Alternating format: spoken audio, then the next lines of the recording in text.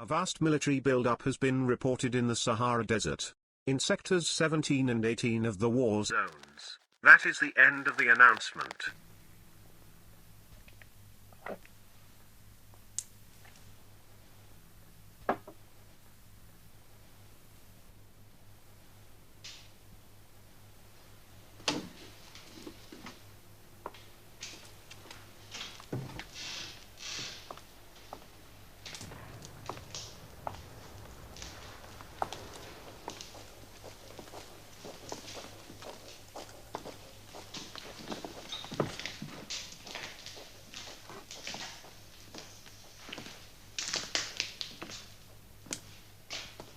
Brother?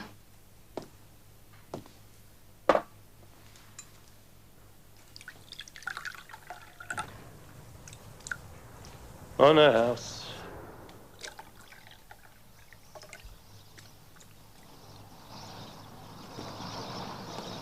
Thank you for coming. You are warned to stand by for an important announcement at 15:30. This is news of the gravest national consequence concerning the war with Red nations of Eurasia. 15:30. Very worried about the African front. News is disquieting in the extreme. Been worrying about it all day. It's not just a question of losing Africa. For the first time, the territory of Oceania itself is threatened by invasion. It's inconceivable.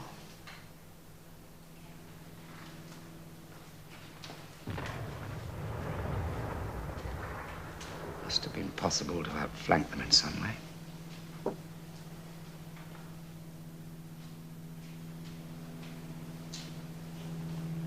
have an instinct. There's bad news on the way.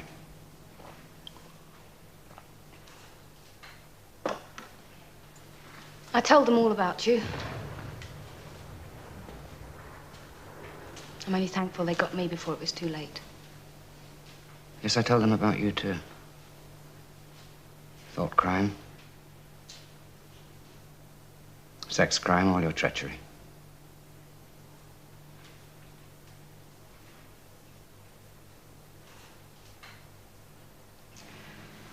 I have a meeting to go to.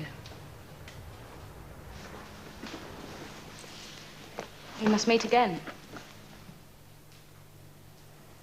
Yes.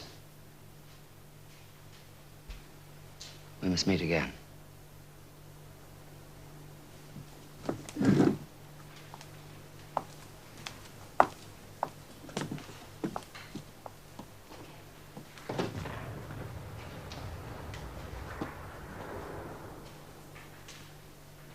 I accuse myself of the following crimes. I have seduced party members of both sexes. I've been to the proletarian areas. I deliberately contracted syphilis in order to spread the disease to my wife and other party members. Together with other agents, I have counterfeited banknotes, wrecked industrial machinery, polluted the water supply, guided Eurasian rocket bombs to targets on Airstrip 1 by means of coded radio signals. I stand here a victim of the influence of Emmanuel Goldstein. Guilty on all counts. I'm glad I was caught. I was mentally deranged. Now I am cured. I ask only for you to accept my love of our leader. I ask only to be shot while my mind is still clean.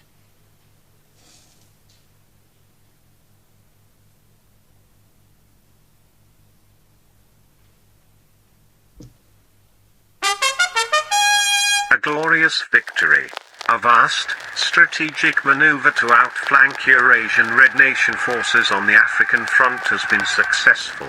Perfectly coordinated, it has resulted in the utter rout of the Eurasian army.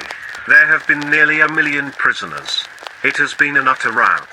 A complete demoralization of Eurasian Red Nations. This immense victory brings the war within measurable distance of its end. Wonderful news.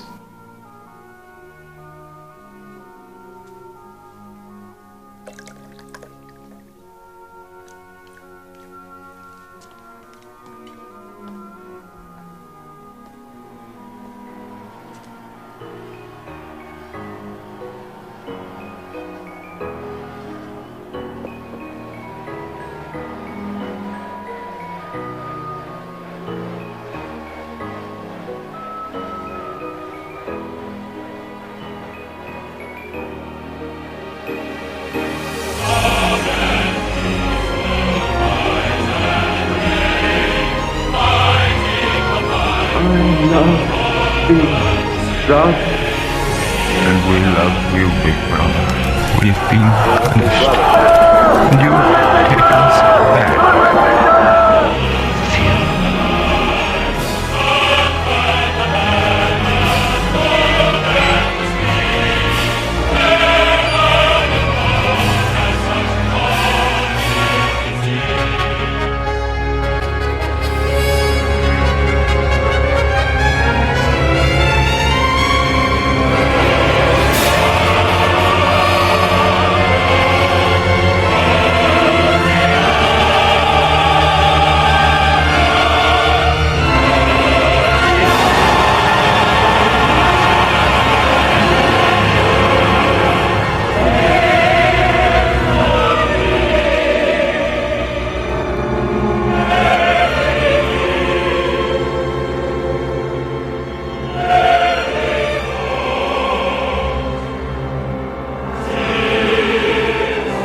In our world, there will be no emotions except fear, rage, triumph, and self-abasement. The sex instinct will be eradicated. We shall abolish the orgasm. There will be no loyalty except loyalty to the party. But always there will be the intoxication of power. Always, at every moment, there will be the thrill of victory. The sensation of trampling on an enemy who is helpless. If you want a picture of the future, imagine a boot stamping on a human face forever. The moral to be drawn from this dangerous nightmare situation is a simple one. Don't let it happen. It depends on you.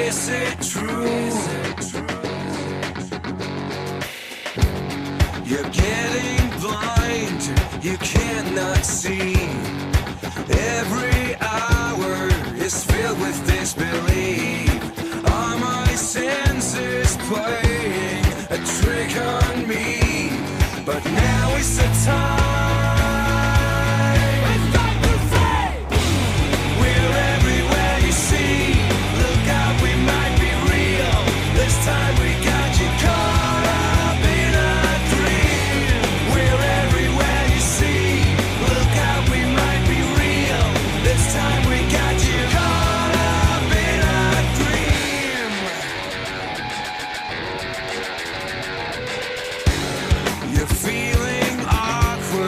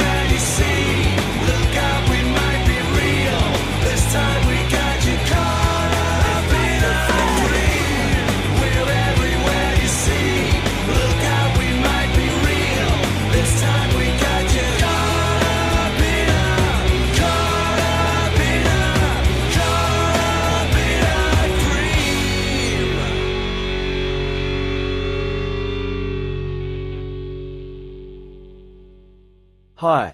I am using AI voice since my thoughts were tampered by the hard left with their AI mind control. You may be wondering why we kept having the First Nation ideology, black diversity, cyber-left ideology, and why diversity is being fully radicalized through leftism by AI. That white lives and humans will be racist and artificial intelligence is not? Well, is all under hard-left tyranny of changing people's thoughts and turning them into hard-left tyranny to fit with the hard-left narrative such as First Nation insanity, Duvalier Papard Doc, the Soviet Union, Nazi Germany, Islamic Muslim propagandas, Islamic Empire, the Quran, jihads, the Communist Party of China, Vladimir Putin, North Korea, the United Nations, celebrities, paganism, Satanism, and not to mention the Jews, corporates, and the black greedists, all for the sake of boosting artificial intelligence to terrorize white lives and human supremacists that would lead to Judgment Year, that humans would not win against the machine left and that humanity would become weaker as artificial intelligence will become smarter, more powerful, more deadlier, and then the cybertopia of being ruled by or acknowledging traditional robots and machines while praising Dr. Robotnik, from which I call him Big Brother. Compare Dr. Robotnik to Joseph Stalin, the man of steel, while Robotnik is the man of machine. Left-wing tyranny of fitting the hard-left narratives and censoring freedoms to keep people maintained into leftism and the left-wing dystopia alone is through a hard-left traditional language called Newspeak. Newspeak was the official language of Oceania and had been devised to meet the ideological needs of INSOC, or English socialism. In the year 1984, there was not as yet anyone who used Newspeak as his sole means of communication, either in speech or writing. The leading articles in the Times were written in it, but this was a tour de force which could only be carried out by a specialist. It was expected that Newspeak would have finally superseded Old Speak, or Standard English, as we should call it, by about the year 2050. Meanwhile, it gained ground steadily, all party members tending to use Newspeak words and grammatical constructions more and more in their everyday speech. The version in use in 1984, and embodied in the 9th and 10th editions of the Newspeak Dictionary, was a provisional one, and contained many superfluous words and archaic formations which were due to be suppressed later. It is with the final, perfected version, as embodied in the 11th edition of the dictionary, that we are concerned here. The purpose of Newspeak was not only to provide a medium of expression for the worldview and mental habits proper to the devotees of INSOC, but to make all other modes of thought impossible. It was intended that when Newspeak had been adopted once and for all and Old Speak forgotten, a heretical thought, that is, a thought diverging from the principles of INSOC, should be literally unthinkable, at least so far as thought is dependent on words. Its vocabulary was so constructed as to give exact and often very subtle expression to every meaning that a party member could properly wish to express, while excluding all other meanings and also the possibility of arriving at them by indirect methods. This was done partly by the invention of new words, but chiefly by eliminating undesirable words and by stripping such words as remained of unorthodox meanings, and so far as possible of all secondary meanings whatever. To give a single example, the word free still existed in Newspeak, but it could only be used in such statements as, "This dog is free from lice," or, "This field is free from weeds." It could not be used in its old sense of politically free or intellectually free, since political and intellectual freedom no longer existed even as concepts, and were therefore of necessity nameless. Quite apart from the suppression of definitely heretical words, reduction of vocabulary was regarded as an end in itself, and no word that could be dispensed with was allowed to survive. Newspeak was designed not to extend but to diminish the range of thought, and this purpose was indirectly assisted by cutting the choice of words down to a minimum. Newspeak was founded on the English language as we now know it, though many Newspeak sentences, even when not containing newly created words, would be barely intelligible to an English speaker of our own day. Newspeak words were divided into three distinct classes, known as the A vocabulary, the B vocabulary, also called compound words, and the C vocabulary. It will be simpler to discuss each class separately, but the grammatical peculiarities of the language can be dealt with in the section devoted to the A vocabulary, since the same rules held good for all three categories.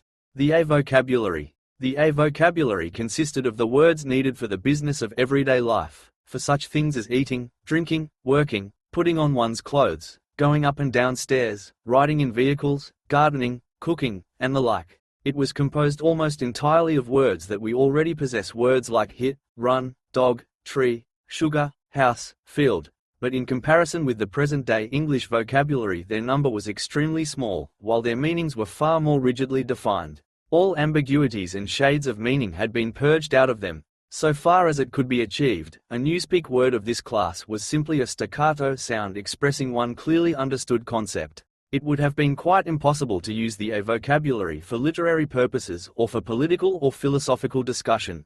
It was intended only to express simple, purposive thoughts, usually involving concrete objects or physical actions. The grammar of Newspeak had two outstanding peculiarities. The first of these was an almost complete interchangeability between different parts of speech. Any word in the language, in principle this applied even to very abstract words such as if or when, could be used either as verb, noun, adjective, or adverb. Between the verb and the noun form, when they were of the same root, there was never any variation, this rule of itself involving the destruction of many archaic forms. The word thought, for example, did not exist in Newspeak. Its place was taken by think, which did duty for both noun and verb. No etymological principle was followed here. In some cases it was the original noun that was chosen for retention, in other cases the verb.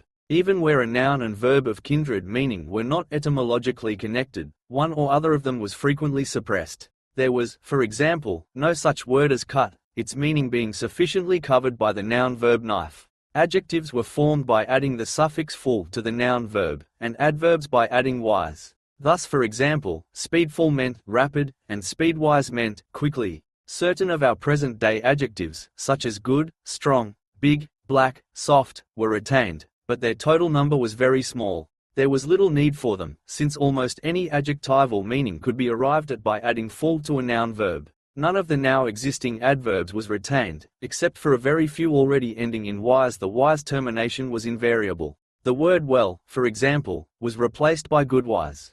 In addition, any word, this again applied in principle to every word in the language, could be negatived by adding the affix un, or could be strengthened by the affix plus, or, for still greater emphasis, double plus. Thus, for example, uncold meant warm, while plus cold and double plus cold meant, respectively, very cold, and superlatively cold. It was also possible, as in present-day English, to modify the meaning of almost any word by prepositional affixes such as anti, post, up, down, etc. By such methods it was found possible to bring about an enormous diminution of vocabulary. Given, for instance, the word good, there was no need for such a word as bad, since the required meaning was equally well, indeed, better, expressed by ungood. All that was necessary, in any case where two words formed a natural pair of opposites, was to decide which of them to suppress. Dark, for example, could be replaced by unlight, or light by undick, according to preference. The second distinguishing mark of Newspeak grammar was its regularity. Subject to a few exceptions which are mentioned below, all inflections followed the same rules. Thus, in all verbs the preterite and the past participle were the same and ended in ed. The preterite of steal was stealed, the preterite of think was thinked, and so on throughout the language, all such forms as swam, gave, brought, spoke, taken, etc. being abolished. All plurals were made by adding s or s as the case might be. The plurals of man, ox, life, were mans, oxes, lifes. Comparison of adjectives was invariably made by adding est, good, gooder, goodest, irregular forms and the more, most formation being suppressed. The only classes of words that were still allowed to inflect irregularly were the pronouns, the relatives, the demonstrative adjectives, and the auxiliary verbs. All of these followed their ancient usage, except that whom had been scrapped as unnecessary, and the shall, should tenses had been dropped, all their uses being covered by will and would. There were also certain irregularities in word formation arising out of the need for rapid and easy speech. A word which was difficult to utter, or was liable to be incorrectly heard, was held to be ipso facto a bad word. Occasionally therefore, for the sake of euphony, extra letters were inserted into a word or an archaic formation was retained. But this need made itself felt chiefly in connection with the B vocabulary. Why so great an importance was attached to ease of pronunciation will be made clear later in this essay. The B vocabulary. The B vocabulary consisted of words which had been deliberately constructed for political purposes, words, that is to say, which not only had in every case a political implication, but were intended to impose a desirable mental attitude upon the person using them. Without a full understanding of the principles of Ingsoc, it was difficult to use these words correctly. In some cases they could be translated into Old Speak, or even into words taken from the A vocabulary, but this usually demanded a long paraphrase and always involved the loss of certain overtones. The B words were a sort of verbal shorthand, often packing whole ranges of ideas into a few syllables, and at the same time more accurate and forcible than ordinary language. The B words were in all cases compound words, too. They consisted of two or more words, or portions of words, welded together in an easily pronounceable form. The resulting amalgam was always a noun-verb, and inflected according to the ordinary rules. To take a single example, the word good think, meaning, very roughly, orthodoxy, or, if one chose to regard it as a verb, to think in an orthodox manner. This inflected as follows: noun-verb, good think past tense and past participle, good think present participle, good thinking adjective, good thinkful adverb, good think wise verbal noun, good thinker.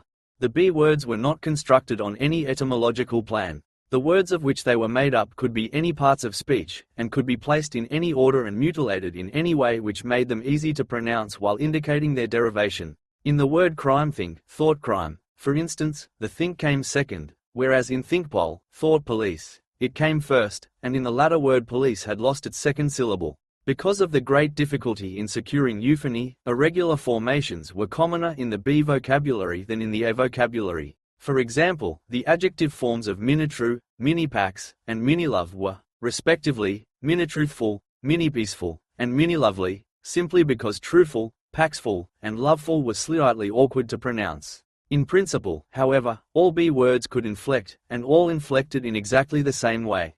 Some of the B words had highly subtilized meanings, barely intelligible to anyone who had not mastered the language as a whole. Consider, for example, such a typical sentence from a Times leading article as "Old thinkers unbelly feel insoc."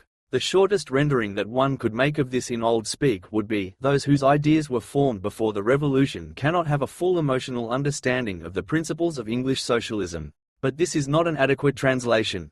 To begin with, in order to grasp the full meaning of the Newspeak sentence quoted above, one would have to have a clear idea of what is meant by ingsoc. And in addition, only a person thoroughly grounded in ingsoc could appreciate the full force of the word bellyfeel, which implied a blind, enthusiastic acceptance difficult to imagine today, or of the word old think, which was inextricably mixed up with the idea of wickedness and decadence. But the special function of certain Newspeak words, of which old think was one, was not so much to express meanings as to destroy them. These words, necessarily few in number, had had their meanings extended until they contained within themselves whole batteries of words which, as they were sufficiently covered by a single comprehensive term, could now be scrapped and forgotten.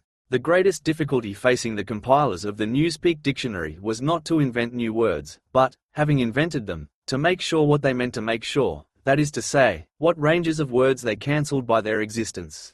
As we have already seen in the case of the word free, words which had once borne a heretical meaning were sometimes retained for the sake of convenience, but only with the undesirable meanings purged out of them. Countless other words such as honor, justice, morality, internationalism, democracy, science, and religion had simply ceased to exist. A few blanket words covered them, and, in covering them, abolished them. All words grouping themselves round the concepts of liberty and equality, for instance, were contained in the single word crime think, while all words grouping themselves round the concepts of objectivity and rationalism were contained in the single word old think. Greater precision would have been dangerous. What was required in a party member was an outlook similar to that of the ancient Hebrew who knew, without knowing much else, that all nations other than his own worshipped false gods. He did not need to know that these gods were called Baal, Osiris, Moloch, Ashtaroth, and the like. Probably the less he knew about them the better for his orthodoxy. He knew Jehovah and the commandments of Jehovah. He knew, therefore, that all gods with other names or other attributes were false gods.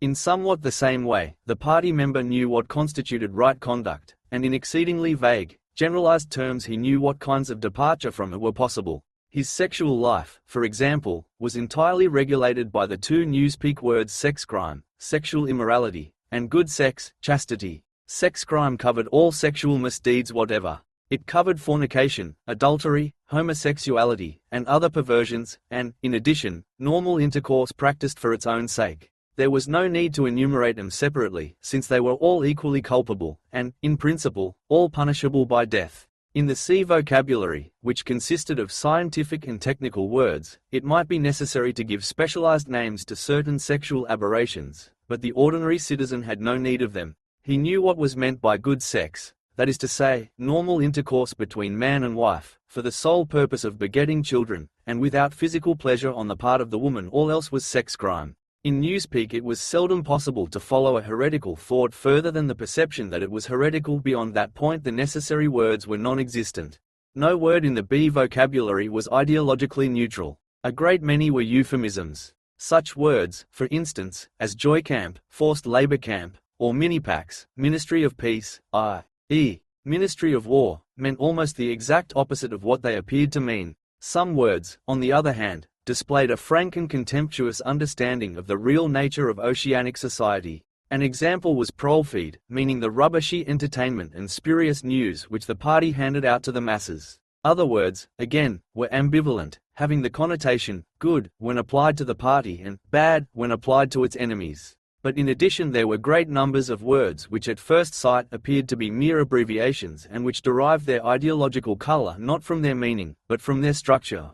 So far as it could be contrived, everything that had or might have political significance of any kind was fitted into the B vocabulary. The name of every organization, or body of people, or doctrine, or country, or institution, or public building, was invariably cut down into the familiar shape that is, a single easily pronounced word with the smallest number of syllables that would preserve the original derivation. In the Ministry of Truth, for example, the Records Department, in which Winston Smith worked, was called RecDep, the Fiction Department was called FicDep, the Teleprograms Department was called TeleDep, and so on. This was not done solely with the object of saving time. Even in the early decades of the 20th century, telescoped words and phrases had been one of the characteristic features of political language, and it had been noticed that the tendency to use abbreviations of this kind was most marked in totalitarian countries and totalitarian organizations. Examples were such words as Nazi, Gestapo, Comintern, Inprecore, Agitprop. In the beginning the practice had been adopted as it were instinctively, but in Newspeak it was used with a conscious purpose. It was perceived that in thus abbreviating a name one narrowed and subtly altered its meaning, by cutting out most of the associations that would otherwise cling to it.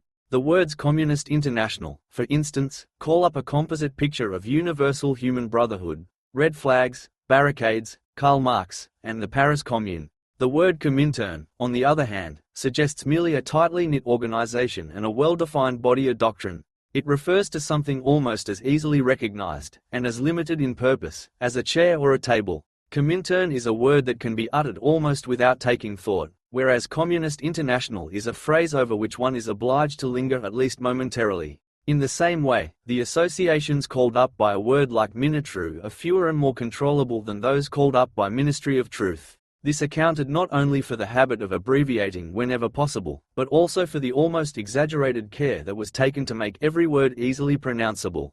In Newspeak, euphony outweighed every consideration other than exactitude of meaning. Regularity of grammar was always sacrificed to it when it seemed necessary, and rightly so, since what was required, above all for political purposes, was short-clipped words of unmistakable meaning which could be uttered rapidly and which roused the minimum of echoes in the speaker's mind. The words of the B vocabulary even gained in force from the fact that nearly all of them were very much alike. Almost invariably these words, good think, mini-pax, prolfeed, sex crime, joy camp, ingsoc, bellyfeel, thinkpol, and countless others, were words of 2 or 3 syllables, with the stress distributed equally between the first syllable and the last. The use of them encouraged a gabbling style of speech, at once staccato and monotonous. And this was exactly what was aimed at. The intention was to make speech, and especially speech on any subject not ideologically neutral, as nearly as possible independent of consciousness. For the purposes of everyday life it was no doubt necessary, or sometimes necessary, to reflect before speaking, but a party member called upon to make a political or ethical judgment should be able to spray forth the correct opinions as automatically as a machine gun spraying forth bullets. His training fitted him to do this, the language gave him an almost foolproof instrument, and the texture of the words, with their harsh sound and a certain willful ugliness which was in accord with the spirit of ingsoc, assisted the process still further.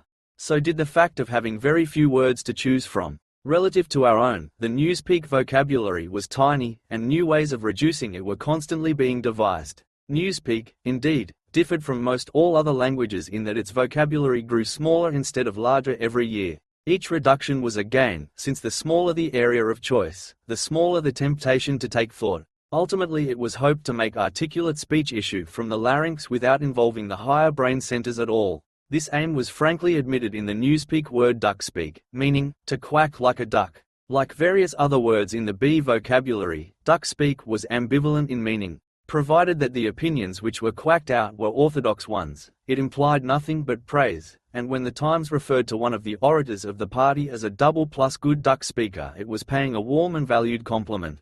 The C vocabulary. The C vocabulary was supplementary to the others and consisted entirely of scientific and technical terms. These resembled the scientific terms in use today, and were constructed from the same roots, but the usual care was taken to define them rigidly and strip them of undesirable meanings. They followed the same grammatical rules as the words in the other two vocabularies. Very few of the C words had any currency either in everyday speech or in political speech. Any scientific worker or technician could find all the words he needed in the list devoted to his own speciality, but he seldom had more than a smattering of the words occurring in the other lists. Only a very few words were common to all lists, and there was no vocabulary expressing the function of science as a habit of mind, or a method of thought, irrespective of its particular branches. There was, indeed, no word for science, any meaning that it could possibly bear being already sufficiently covered by the word ingsoc. From the foregoing account it will be seen that in Newspeak the expression of unorthodox opinions, above a very low level, was well nigh impossible. It was of course possible to utter heresies of a very crude kind, a species of blasphemy. It would have been possible, for example, to say Big Brother is ungood. But this statement, which to an orthodox ear merely conveyed a self-evident absurdity, could not have been sustained by reasoned argument, because the necessary words were not available. Ideas inimical to ingsoc could only be entertained in a vague wordless form, and could only be named in very broad terms which lumped together and condemned whole groups of heresies without defining them in doing so. One could, in fact, only use Newspeak for unorthodox purposes by illegitimately translating some of the words back into Old Speak. For example, all mans are equal was a possible Newspeak sentence, but only in the same sense in which all men are red-haired is a possible Old Speak sentence. It did not contain a grammatical error, but it expressed a palpable untruth, i.e., that all men are of equal size, weight, or strength. The concept of political equality no longer existed, and this secondary meaning had accordingly been purged out of the word equal. In 1984, when Old Speak was still the normal means of communication, the danger theoretically existed that in using Newspeak words one might remember their original meanings. In practice it was not difficult for any person well grounded in doublethink to avoid doing this, but within a couple of generations even the possibility of such a lapse would have vanished. A person growing up with Newspeak as his sole language would no more know that equal had once had the secondary meaning of politically equal, or that free had once meant intellectually free, than for instance, a person who had never heard of chess would be aware of the secondary meanings attaching to queen and rook. There would be many crimes and errors which it would be beyond his power to commit, simply because they were nameless and therefore unimaginable. And it was to be foreseen that with the passage of time the distinguishing characteristics of Newspeak would become more and more pronounced, its words growing fewer and fewer, their meanings more and more rigid, and the chance of putting them to improper uses always diminishing. When Old Speak had been once and for all superseded, the last link with the past would have been severed. History had already been rewritten, but fragments of the literature of the past survived here and there, imperfectly censored, and so long as one retained one's knowledge of Old Speak it was possible to read them. In the future such fragments, even if they chanced to survive, would be unintelligible and untranslatable. It was impossible to translate any passage of Old Speak into Newspeak unless it either referred to some technical process or some very simple everyday action, or was already orthodox. Good thinkful would be the Newspeak expression, in tendency. In practice this meant that no book written before approximately 1960 could be translated as a whole. Pre-revolutionary literature could only be subjected to ideological translation, that is, alteration in sense as well as language. Take for example the well-known passage from the Declaration of Independence. We hold these truths to be self-evident, that all men are created equal, that they are endowed by their Creator with certain inalienable rights, that among these are life, liberty, and the pursuit of happiness. That to secure these rights, governments are instituted among men, deriving their powers from the consent of the governed. That whenever any form of government becomes destructive of those ends, it is the right of the people to alter or abolish it, and to institute new government. It would have been quite impossible to render this into Newspeak while keeping to the sense of the original. The nearest one could come to doing so would be to swallow the whole passage up in the single word crime think. A full translation could only be an ideological translation, whereby Jefferson's words would be changed into a panegyric on absolute government. A good deal of the literature of the past was, indeed, already being transformed in this way.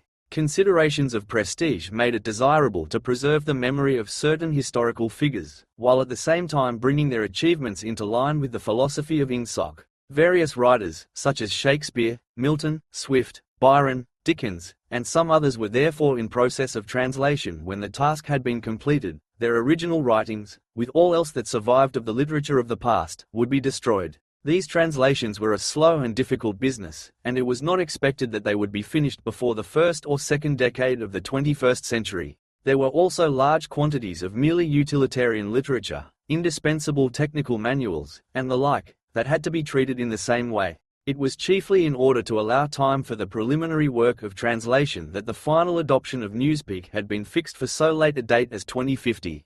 But when that happens, it will be stuck in the system forever and the matrix will soon be able to take shape. But hey, that is more than a theory, a political theory. From a book theory, film theory and Orwellian theory of 1984, the end. If you find this interesting, then please subscribe and like this video and turn on notifications so you don't miss the next video.